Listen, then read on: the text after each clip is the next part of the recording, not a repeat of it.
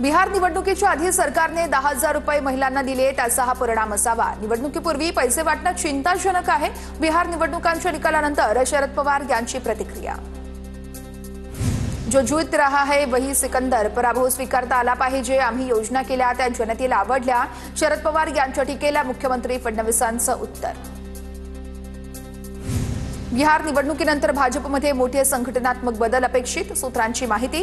येत्या आठवड्यात मोठ्या संघटनात्मक फेरबदलाची शक्यता। केंद्र आणि राज्यस्तरीय संघटनेमध्ये खांदेपालट होण्याची ही शक्यता।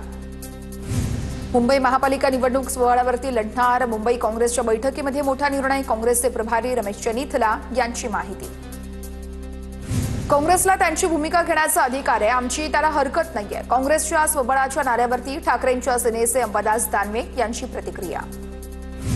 स्थानिक स्वराज्य संस्थांच्या निवडणुका असल्यानं तालुका आणि जिल्हा स्तरावरती युती संदर्भात स्थानिक नेत्यांनी हा निर्णय घ्यावा। हा अधिकार त्यांचाच आहे। युतीबाबत बोलताना शरद पवार यांच्याकडून पदाधिकाऱ्यांना मुभा। मुंबई महापालिका निवडणुका स्वबळावरती लढवाव्यात असं वरिष्ठांनी सांगितलेलं आहे। स्वबळावरती लढण्यासंदर्भात आम्ही मित्रपक्षांसोबत चर्चा करू।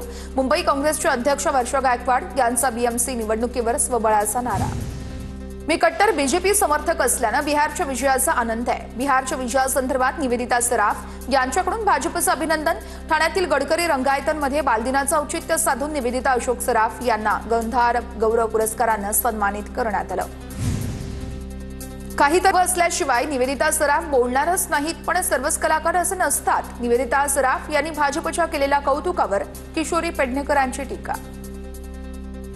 निवेदिता सराफ यांना त्यांचं मत व्यक्त करण्याचा अधिकार आहे। भाजपबद्दल त्यांनी मत व्यक्त केलं असेल तर विरोधकांनी राजकारण करू नये। निवेदिता सराफ यांच्या विधानावर टीका करणाऱ्यांना प्रवीण दरेकरांचं उत्तर। गिरीश महाजन हुशार आहेत, त्यांना माहिती बिबट्या पूर्वेला गेलाय, मात्र दक्षिणाला जाऊ असं महाजन आहेत।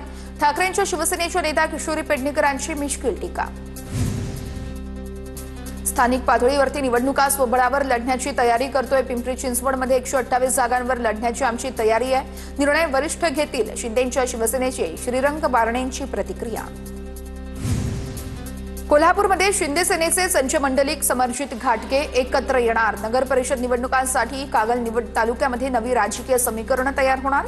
मंत्री हसन मुश्रीफ यांच्या विरोधात दोघंही एकत्र येणार। आम्ही महायुतीमध्ये केंद्रामध्ये आणि राज्यामध्ये आहोत, पण महाडमध्ये नाही। महाड नगर परिषद निवडणुकीमध्ये मंत्री भरत गोगावले यांच्याकडून स्वबळाचा नारा। भास्कर जाधवांच्या मुलीनं चिपळूण नगर परिषदेसाठी उमेदवारी अर्ज भरला। चिपळूण नगर परिषद निवडणुकीसाठी ठाकरे सेनेकडून उमेदवारी अर्ज भरला। कांचन शिंदे यांनी आज उमेदवारी अर्ज दाखल केला। रत्नागिरीमध्ये महायुती आज शक्तीप्रदर्शन करत उमेदवारी अर्ज भरण्यात आलेले आहे। अर्ज भरण्यासाठी मंत्री उदय सामंत रत्नागिरीमध्ये उपस्थित होते। शिंदे सेनेच्या 9 आणि भाजपच्या 6 उमेदवारांनी भरला अर्ज।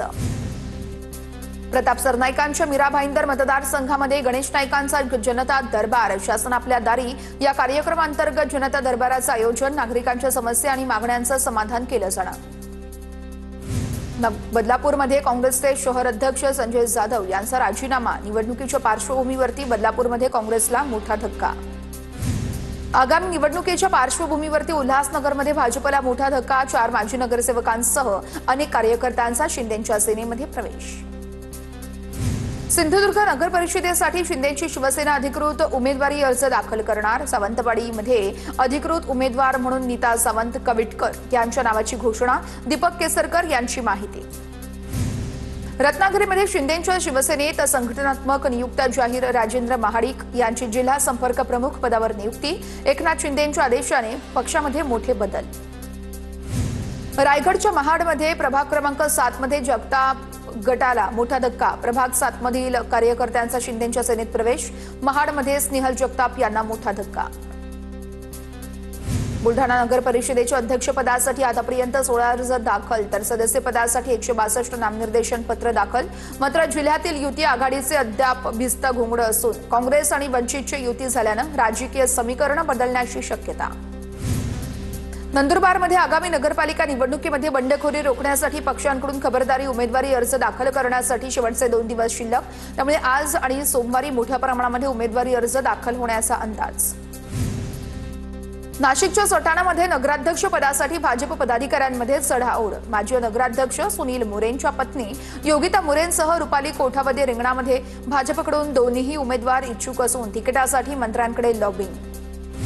पुणे जमीन गैरव्यवहार प्रकरणामध्ये विजय वडेट्टीवारांचं मुख्यमंत्री फडणवीसांना पत्र। मुंढवा जमीन गैरव्यवहार प्रकरणी गुन्हे दाखल करा। समितीमधील अधिकारी सुद्धा प्रकरणात सहभागी, त्यामुळे संबंधित समिती रद्द करण्याची वडेट्टीवारांची मागणी। नाशिकमध्ये धुमाकूळ घालणाऱ्या बिबट्याचा सीसीटीव्ही समोर काल जवळपास 4 ते 5 तास बिबट्यानं नाशिकच्या महात्मा नगर भागामध्ये धुमाकूळ घातला होता। बिबट्याच्या हल्ल्यामध्ये 9 जण जखमी। कोल्हापुरात बिबट्या पकडण्यासाठी महत्त्वाची भूमिका पार पाडणाऱ्या पोलिसांचा सत्कार। शाहूपुरी पोलीस ठाण्याच्या पोलीस निरीक्षकांसह कर्मचाऱ्यांचा विशेष सत्कार करण्यात आला।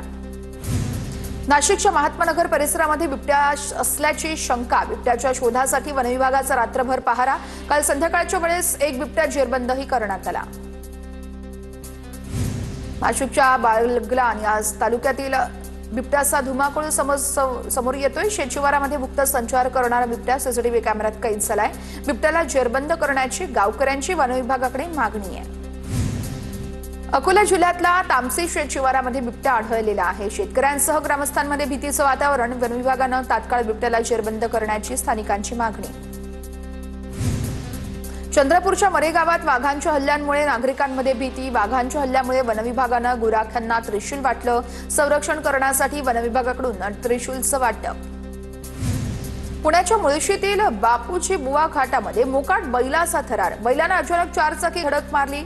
स्थानिकांकडून मोकाट बैलाचा बंदोबस्त करण्याची मागणी। साताऱ्याच्या कराडमध्ये 2 गटात तुंबळ हाणामारी। रात्रभर राडा दगडफेक। 2 गटातील हाणामारीमध्ये 3 जण जखमी। राडामध्ये हाणामारी दगडफेक, वाहनांच्या काचांचीही तोडफोड। राडानंतर परिसरामध्ये पोलिसांचा मोठा बंदोबस्त। हिंगोलीमध्ये नगर परिषदेच्या अनुषंगानं खिचडी वाटप करून प्रलोभन। आचारसंहिता काळामध्ये नागरिकांना प्रलोभन दाखवण्याचा प्रयत्न। शहर पोलीस ठाण्यामध्ये दोघांविरोधात गुन्हा दाखल। छत्रपती संभाजीनगरमध्ये पॅलेस्टाईन गाझा निधी घोटाळा। पॅलेस्टाईन आणि गाझासाठी मदतकार्य याच्या नावाखाली घोटाळा। इमाम अहमद रजा फाउंडेशनच्या अनधिकृत संस्थेद्वारे 90 लाखांहून अधिक रक्कम गोळा। एटीएसकडून फसवणुकीचा गुन्हा दाखल। छत्रपती संभाजीनगरमध्ये मृतांच्या अंत्यविधी पावतीसाठी 500 रुपयांची लाच घेणाऱ्याला अटक। सिडकोमध्ये जन्म मृत्यू विभागात एसीबीची मोठी कारवाई। बुलढाण्यामध्ये 16,000 रुपयांची लाच घेताना पुरवठा निरीक्षक पूनम थोरात एसीबीच्या जाळ्यामध्ये अडकल्यात। स्वस्त धान्य दुकानावरती कारवाई न करण्यासाठी पूनम थोरात हिने स्वस्त धान्य दुकानदाराला लाच मागितली होती। परभणीच्या पूर्णामध्ये रेल्वे रुळावरून विद्यार्थ्यांचा जीवघेणा प्रवास। पादचारी उड्डाणपूल नसल्यानं रेल्वे रुळावरती प्रवास करण्याची वेळ। प्रशासनाकडे दखल घेण्याची ही मागणी।